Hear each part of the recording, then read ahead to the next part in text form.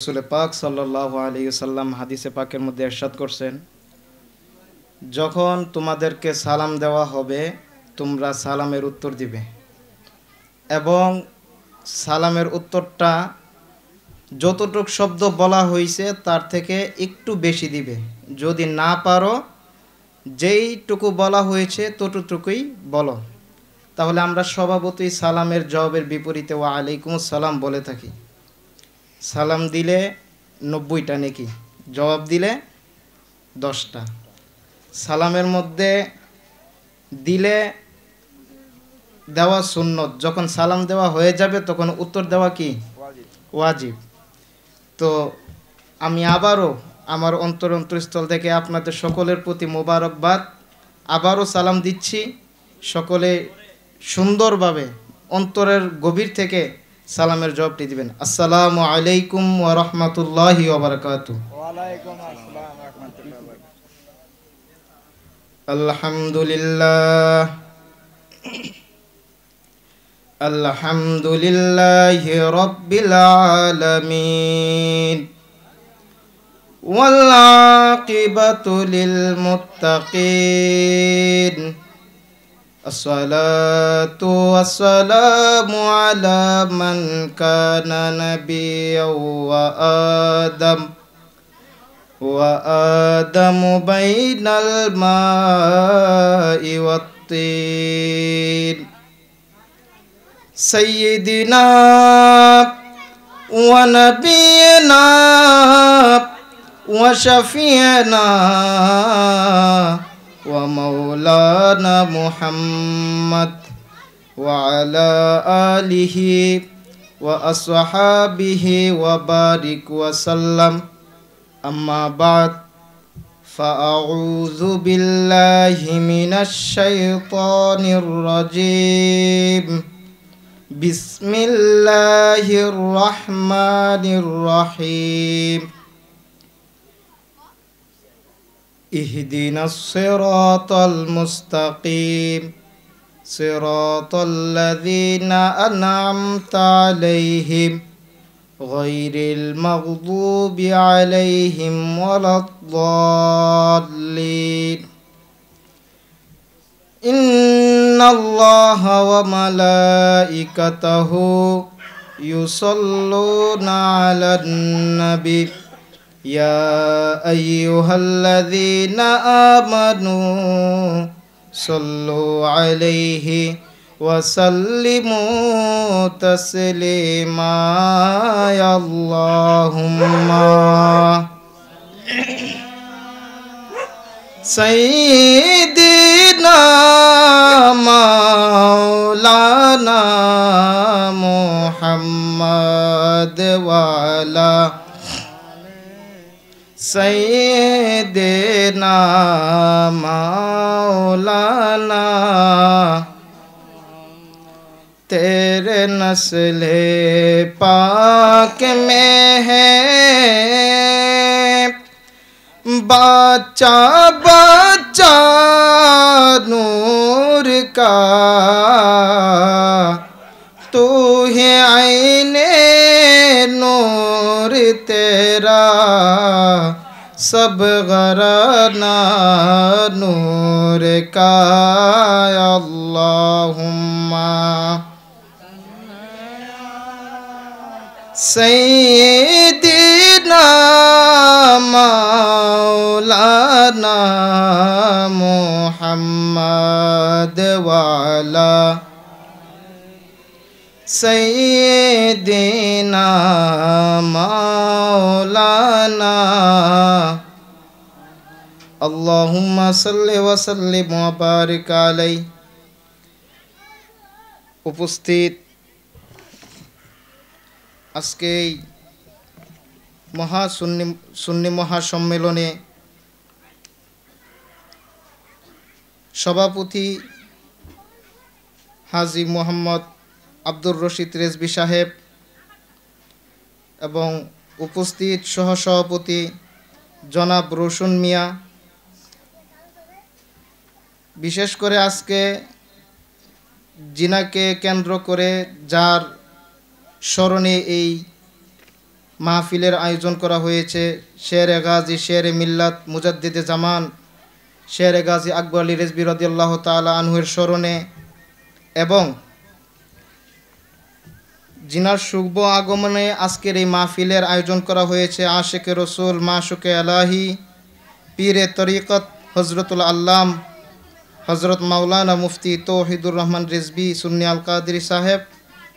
উপস্থিত আছেন আজকের এই মাহফিলের যিনি প্রধান অতিথি আমার অত্যন্ত শ্রদ্ধাভাজন হজরত মাওলানা শেখ হাবিবুর রহমান রিজভী সুন্নি আল কাদরি সাহেব ও হজরত মাওলানা হাফেজ হাবিবুল্লাহ হুসাইনি সুন্নি আল কাদরি সাহেব দিগার উলামায়ে কেরাম। আজ নিয়ামতপুর সুন্নি মহাসম্মেলনের আয়োজন করা হয়েছে। কিসের? সুন্নি মহাসম্মেলন। এই সুন্নি শব্দটা আমাদের সাথে নিসবত করা হয়েছে কেন? আমরা রসুলে পাকের দেখানো পথ মত রসুলে পাকের দেখানো শরীয়ত অনুসরণ করি বলে, ঠিক না?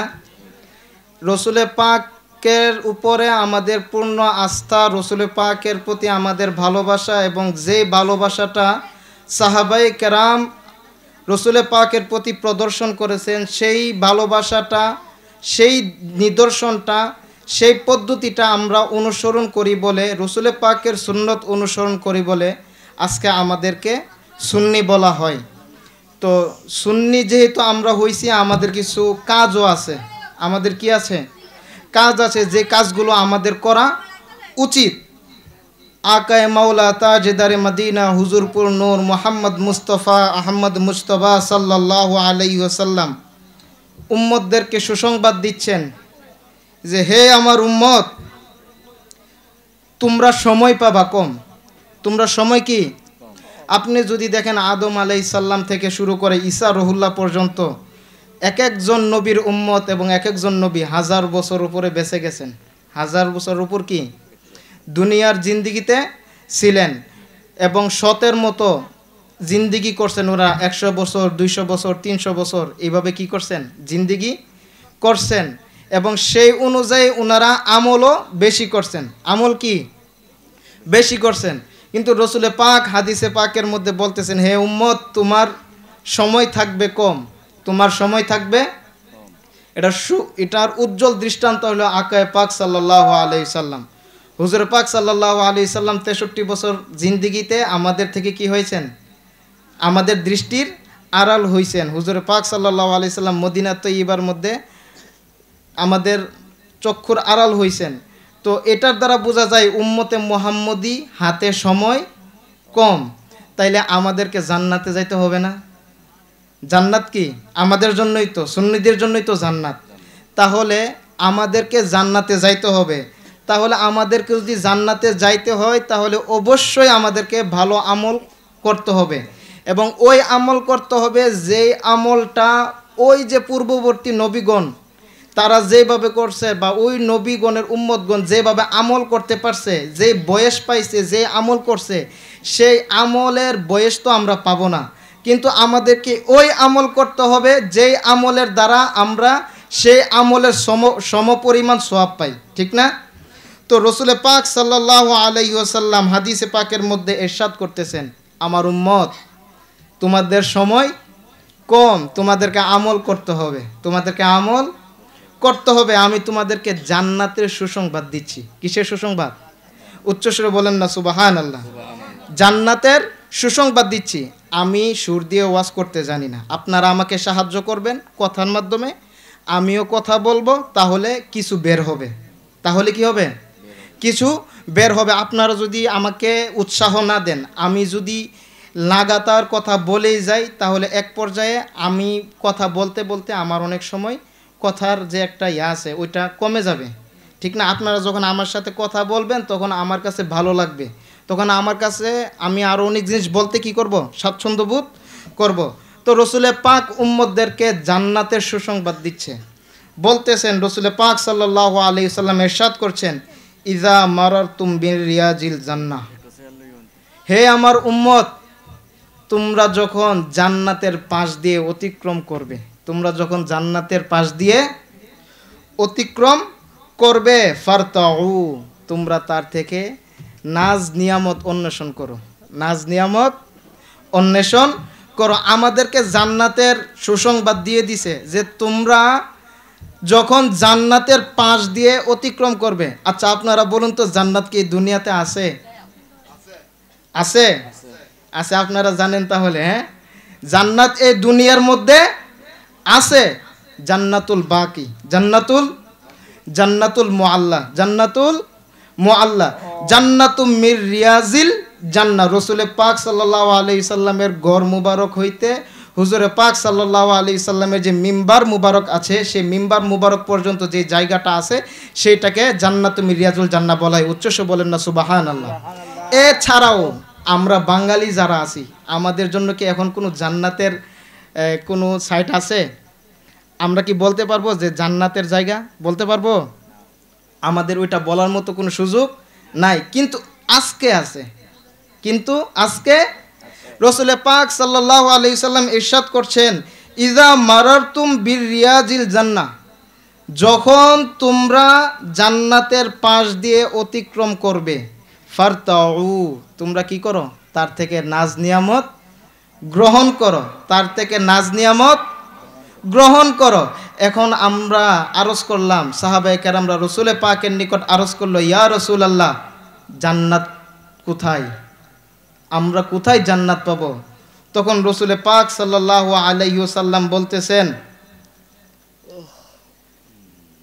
ক্বালা হিলাকুয যিকরি, যেখানে আল্লাহ পাকের জিকির করা হয়, যেখানে আল্লাহ পাকের জিকির করা হয়, যে স্থানটা